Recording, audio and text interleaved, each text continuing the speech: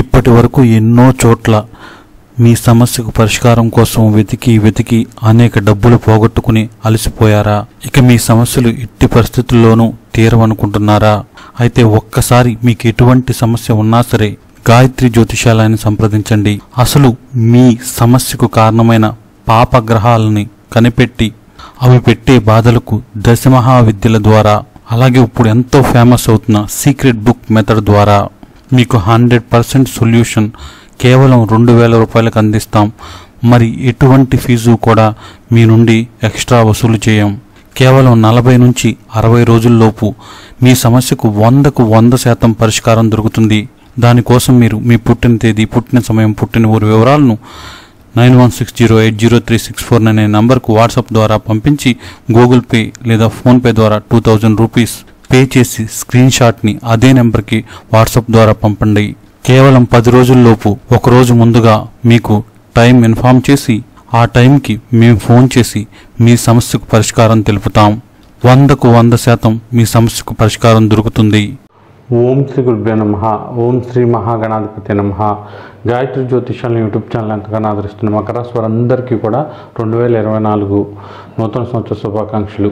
అయితే ఈరోజు ఈ వీడియో ద్వారా వచ్చే జనవరి నెలలో గ్రహాల గోచార రీత్యా మీకు ఎటువంటి ఫలితాలు కలగబోతుందనే విషయాన్ని తెలుసుకుందాం. అయితే ముందుగా మీ యొక్క గ్రహస్థితిని ఈ జనవరి నెలలో మనం పరిశీలించినట్లయితే ఇక్కడ ద్వితీయ స్థానంలో శని సంచారం జరుగుతుంది. ఏలినాటి శని లాస్ట్ భాగంలో ఉన్నారు మీరు.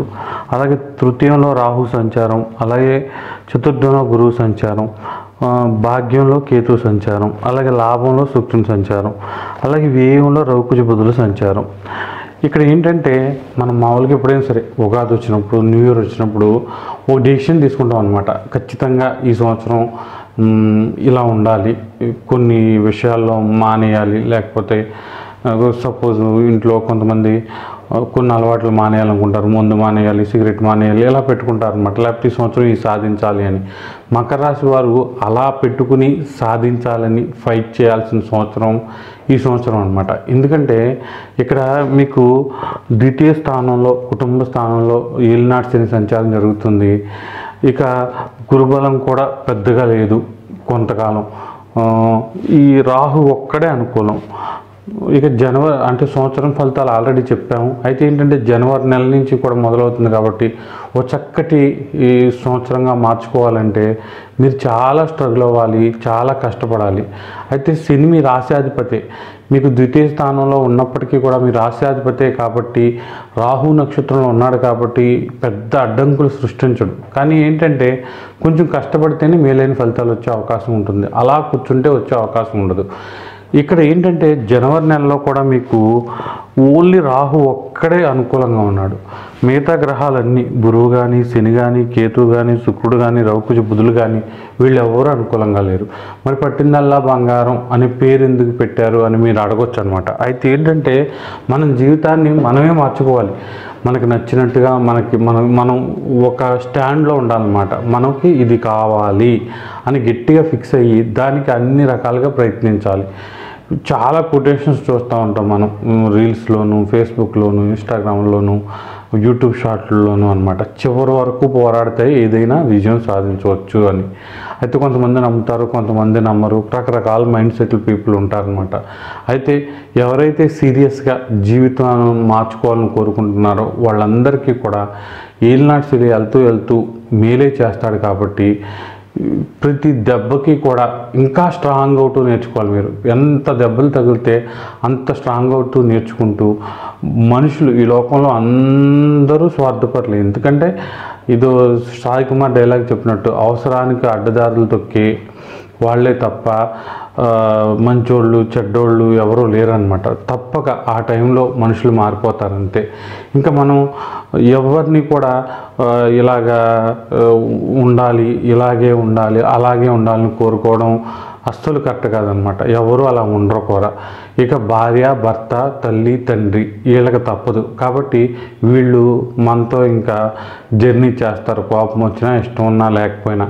కాబట్టి వీళ్ళతో మీ జర్నీని కంటిన్యూ చేస్తూ మీ గోల్ మీద ఫోకస్ చేస్తూ ముందుకు వెళ్తూ ఉండాలి. ఇక జనవరి నెల వచ్చేసరికి ఎలా ఉంటుంది అంటే ఏంటంటే రాహు ఒక్కడే అనుకూలం కాబట్టి రాహు అంటే మాయ, అది కూడా తృతీయ స్థానంలో ఉన్నాడు, డైరెక్ట్గా భాగ్యస్థానాన్ని చూస్తున్నాడు. కేతు భాగ్యస్థానంలో ఉన్నాడు. ఇక ఏదైనా సరే మనం నిజాలు చెప్తాను, అన్నీ కూడా కరెక్ట్గా ఉంటాను, నా పద్ధతి ఇది, నేను మారను, ఇలాంటి మాటలన్నీ పక్కన పెట్టాలి. ఖచ్చితంగా మాయ చేయాలి. మాయ చేస్తేనే బాగుంటుంది ఏదైనా సరే.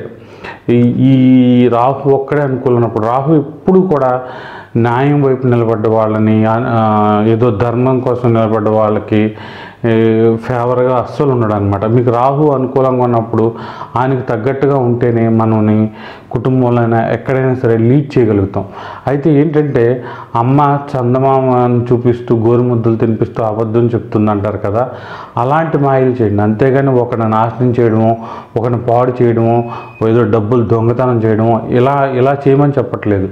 కానీ నేనేంటంటే ఇప్పుడు మార్కెటింగ్ జాబ్ ఉంది, మీరు ప్రమోషన్ చేయాలి, బాగా చేయాలి, ఉన్నది లేనట్లు చూపించాలి, అందరూ చేసేది మనం చక్కగా చేయాలన్నమాట. ఇక ఏదైనా అమ్మాలి, దాన్ని ఇంకా సీరియస్గా తీసుకుని ఎలా అయినా సరే అలా మాయ చేసుకుంటూ వెళితేనే చాలా చక్కగా లైఫ్ అనేది ఉండే అవకాశం ఉంటుంది. దీన్ని బాగా గుర్తుపెట్టుకోండి. పట్టిందల్లా బంగారంలా ఉండాలంటే మీలో ఖచ్చితంగా మార్పు రావాలన్నమాట. 100% మీరున్న జోను ఏదైతే నేను ఇలాగే ఉంటాను అనే సర్కిల్లో కూర్చున్నారో మీరు, ఆ సర్కిల్ నుంచి బయటకు వస్తేనే మీకు విలువ పెరుగుతుంది. ఈ రోజులో డబ్బు లేకపోతే విలువ లేదు అందరూ చెప్తున్నారు, నేను చెప్పడం ఏంటి కొత్తగా. కాబట్టి ఆ డబ్బు సంపాదించాలన్నా, ఆ గౌరవ మర్యాదలు సంపాదించాలన్నా మీరు గీసుకున్న సర్కిల్ నుంచి బయటకు రావాలి. రాశి ఫలాలు చెప్పకుండా ఉపన్యాసాలు చెప్తున్నాడు ఏంటి అంటే, ఎందుకంటే జనవరి నెలలో ఒక్క గ్రహం అనుకూలం అంటే పరిస్థితి ఎలా ఉండదు చూడండి, చాలా కష్టంగా ఉంటుంది. కానీ దాన్ని కూడా మార్చుకునే శక్తి భగవంతుడు మనకి ఇచ్చాడనమాట. భగవంతుడు ఆరాధన చేసుకుంటే తప్పకుండా ఆ పరిస్థితి మారే శక్తి ఉంటుందన్నమాట. కాబట్టి ఈ వీడియో చివరిలో మంత్రం ఇస్తాను. రోజు పొద్దున అరగంట, సాయంత్రం అరగంట, పొద్దున అరగంట, సాయంత్రం అరగంట ఆ మంత్రం చేసుకుంటూ మీ తెలివితేటలన్నీ ఉపయోగించి ముందుకెళ్తే తప్పకుండా అన్నింట్లోనూ కూడా విజయాలు వచ్చే అవకాశం ఉంటుంది. ఇక అసలు విషయాలకు వెళ్ళిపోతే ఏంటంటే, ఇక్కడ 12వ స్థానంలో రవి కుజ బుధులు అనుకూలంగా లేరు. అయితే ఏంటంటే 15 తర్వాత రవి మకర రాశిలోకి వస్తాడు, 1వ స్థానంలోకి వస్తాడు, అప్పుడు అనుకూలంగా మారుతాడు. ఉద్యోగాలకు సంబంధించి సంక్రాంతి తర్వాత ఏదైనా డెసిషన్స్ తీసుకోవడానికి చాలా చాలా అనుకూలంగా ఉంటుంది. ఇక రవి కుజ బుధులకి కాంబినేషన్ అంటే ఏంటంటే, పిల్లలు పుట్టిన వాళ్ళకి కొంచెం టెన్షన్గా ఉంటుంది. 3 ఏళ్ళు, 2 ఏళ్ళు, సంవత్సరం ఇలా అయిపోయి పిల్లలు పుట్టట్లేదు, ఎప్పుడు పుడతారో ఏంటో నలుగురు అడగడం ఇలాంటివి ఉంటుంది. కాబట్టి దాని గురించి ఎక్కువ బాధపడకూడదు. ఎందుకంటే మీకు 12వ స్థానంలో రవి కుజ బుధులు ఉన్నప్పుడు కొంతవరకు అంత అనుకూలమైన ఫలితాలు వచ్చే అవకాశం ఉండదు. కాబట్టి ఇంకా కొంచెం ఏప్రిల్ తర్వాత ఆ పిల్లల గురించి కానీ ఆ విషయాల గురించి కానీ ప్లాన్ చేసుకోండి. అప్పుడు గురువు పంచంలోకి వస్తాడు కాబట్టి అప్పుడు దాకా మాత్రం కొంచెం మీకు పిల్లల విషయాలు జనవరి నెలలో, ఎందుకంటే మనకి ఇప్పుడు అందరూ వస్తారు కదా, అందరూ కలుస్తాం సంక్రాంతి పండుగ అనగానే ముందు వాళ్ళు నోటెంట చెల్లింటే ఇంకా పిల్లలు లేరా, ఇంకా ఇలా అనగానే మీరు అంత బాధపడక్కర్లేదు. అదేమో ఆస్కార్ అవార్డు కాదు, పిల్లలు పుట్టేసినంత మాత్రాన్ని మనకి 100 కోట్లు వచ్చేస్తాయని కాదు, వాళ్ళు పెద్ద మనల్ని ఉద్ధరిస్తారని కాదు, కర్మ ప్రకారం వెళ్తుంది. భగవంతుడు మన స్క్రిప్ట్ ముందే రాసిస్తాడు. కాబట్టి ఎవరో ఏదో అన్నారని భయపడొద్దు, మీరు స్ట్రాంగ్గా ఉండాలి, మీకు నచ్చినట్టుగా ఉండాలి. శుక్రుడు కూడా శుక్రుడు ఏంటంటే అన్ని అష్టమంలో కూడా యోగిస్తాడనమాట. లాభస్థానంలో యోగించిన ఒకే ఒక గ్రహం శుక్రుడు. కాబట్టి కొంతవరకు ఈ సంసార జీవితం కానీ, రిలేషన్స్ కానీ, భార్యాభర్తల మధ్య రిలేషన్స్ కానివ్వండి, మనకి ఎవరైనా లవ్ చేసిన వ్యక్తుల మధ్య రిలేషన్ కానివ్వండి, కొంత ప్రెజర్ఫుల్గా ఉండే అవకాశం ఉంటుంది. అన్ని రకాలుగా కూడా కొంత నిరాశ, నిస్పృహలు, ఎప్పుడు కూడా ఏదో బెంగ, ఏమి చేయలేకపోతున్నాం, ఏది అవ్వట్లేదు, ఏంటి జీవితం ఇలా అన్నమాట. ఇలా జనవరి నెల స్టార్టింగే అనిపించేసరికి చాలా బాధగా, చాలా ఇబ్బందిగా ఉంటుంది.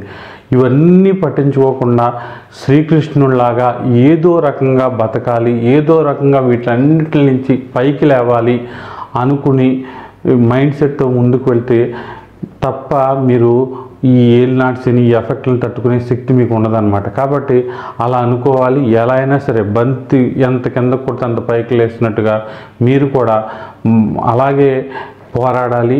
దారులు వెతకాలి. తప్పకుండా భగవంతుడు ఆరాధన చేసుకుంటూ ఆ దారులు వెతుక్కుంటూ ముందుకు వెళ్తే తప్పకుండా మేలు జరుగుతుంది.